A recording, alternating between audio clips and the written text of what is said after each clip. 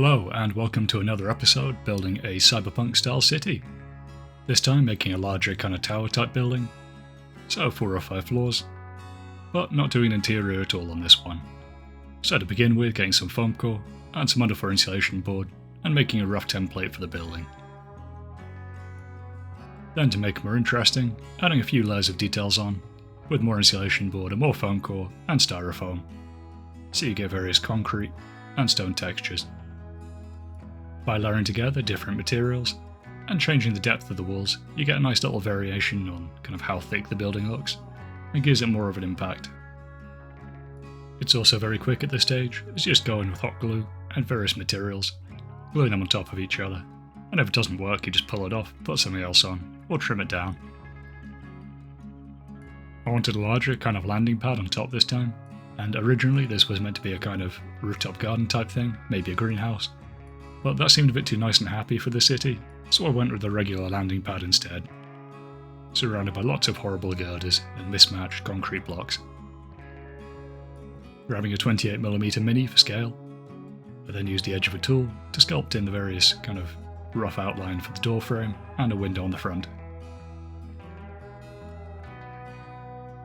And taking the same tool, I carved a few rough misshapen sections and pulled the foam core kind of paper section away from the middle styrofoam type thing, so I could then sculpt in a few bits of brickwork where you'd have areas where the plaster had just completely fallen off and you could see the underneath, using the pointy edge of the tool to carve in some brickwork.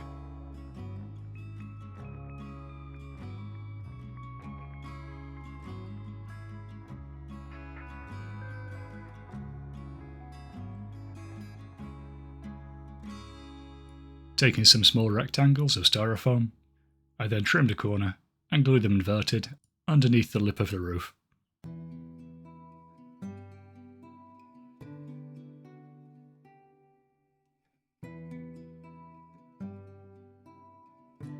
For piping, I grabbed some bamboo skewers and some Mod Podge so I could secure it into the various gaps and crevices,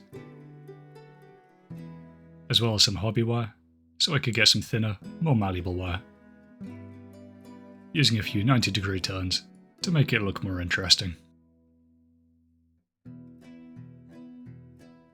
To create some large steel doors, I took some EVA foam, then put Mod Podge on one side, gluing it into the door frame. So you get a nice heavy, one-way door. To fill the gaps between the edges of the material, I took some polyfiller, added a bit of water so it would be a bit less dry and dusty, then smeared that into the edges, smoothing it out with a finger or the side of a tool afterwards.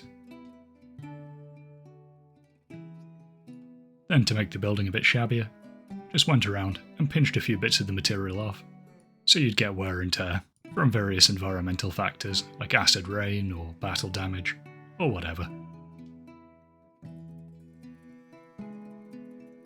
I also grabbed the sculpting tool again and started carving out a few ravines so you'd get some more serious damage where the concrete was fully eroding and falling down.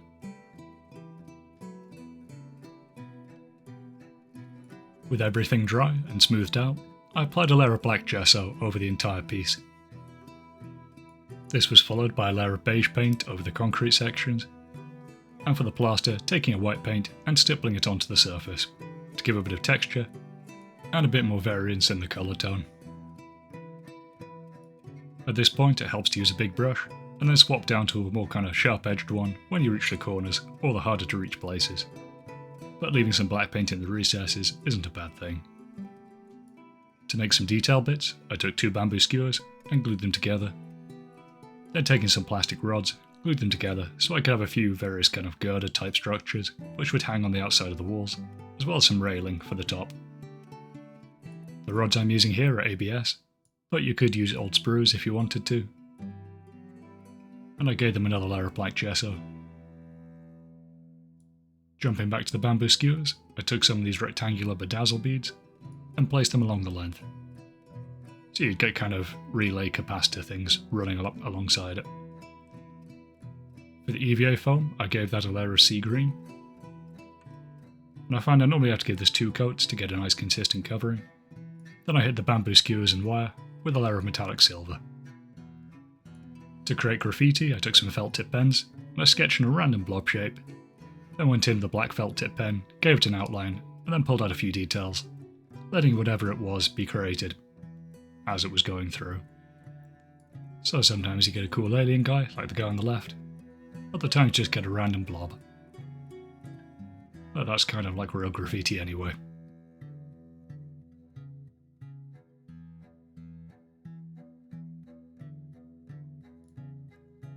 To add a bit of interest to the top of the piece on the roof, I took some stencils and then stippled black paint over the top of them, so you get a nice little landing strip and some text saying caution along the sides of it. These stencils were from Green Stuff World, and they have a few different patterns and variations, so it's worth having a little look at. I also find stippling gives the best results with these, and not adding any water to the paint when you're doing it. To weather down the entire piece, I took some black paint, watered it down, and then using a sponge, applied it over the entire thing. Then using more water and some paper towel to wipe off some of the excess and get rid of some of the more obvious patterns. This then gives you a nice grimy streaking effect, which is great over plain areas because it just makes them look a bit more interesting. Taking the girders and the railings, I then used some matte Mod Podge to attach them to the building. And make sure the thing is completely dry when you do this, otherwise it will not adhere very well.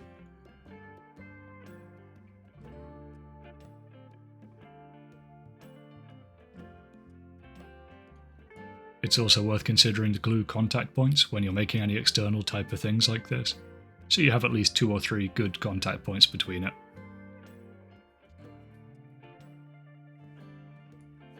I still had some of the posters I'd printed out from the previous few builds, so grabbing some of them, wrinkling them up, just scrunching them in my fingers to add them a bit more 3D texture, then taking matte Mod Podge, putting a dab on the back and sticking it onto the wall over the top of the graffiti.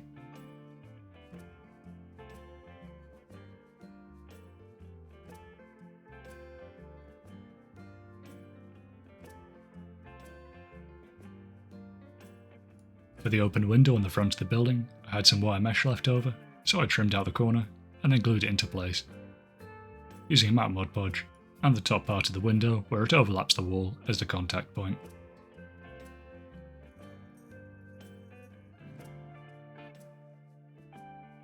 Taking some wooden letters I had left over, and some plastic rods to make another kind of frame thing. Also had like this wooden emoji smile as well. So gluing those all on using a matte Mod Podge to make a sideways sign that would hang down from the edge of the building. Choosing a random selection of letters, which hopefully does not relate to a real world company.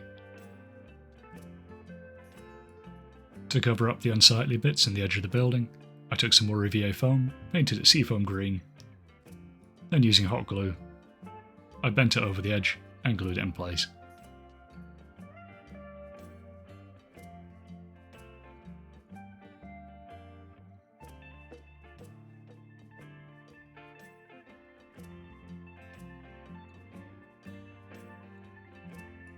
Taking some more tiny bedazzle beads, these ones I pre-painted using a layer of silver paint. I used these to help make an elaborate kind of signpost thing around the text. So it'd have the impact of having a few heavy industrial rivets as well, which is nice just to break up any straight plain sections. Moving on to the final weathering step, taking some brown paint, watering it down so it's very diluted, and using that to add weathering to the pipes, corrosion, and just anywhere in the edge of the building. Add a nice bit of yellowy brown flavouring.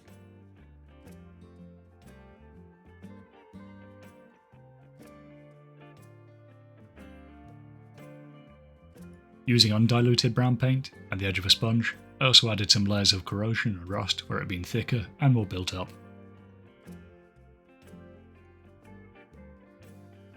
Then adding some more square bedazzle beads to again break up any of the plain sections of wall, before creating a few extra little detail bits.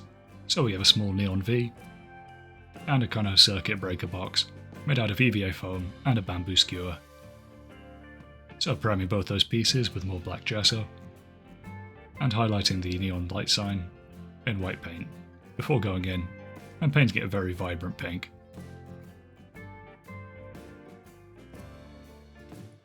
Using matte Mod Podge, I attached both of those features to the build, and then taking some more of that neon pink paint, added a bit of a fake lighting effect behind.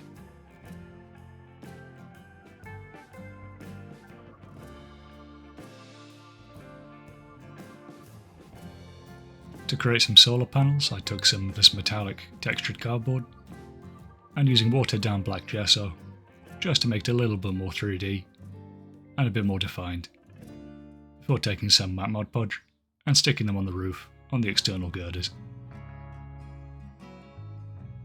With those final bits attached, that was completed. So this one's a bit taller than the other buildings, doesn't have any type of interior, but it's meant to be more of a stand-up kind of tower piece anyway. And it'll look good if there's some kind of vehicle on top of it, use it as some kind of central objective. Maybe some kind of hover car or something. It's also sized so the other buildings can sit next to it, and the plastic girder thing will overlap over the top. But anyway, thanks so much for watching, I hope to catch you next time.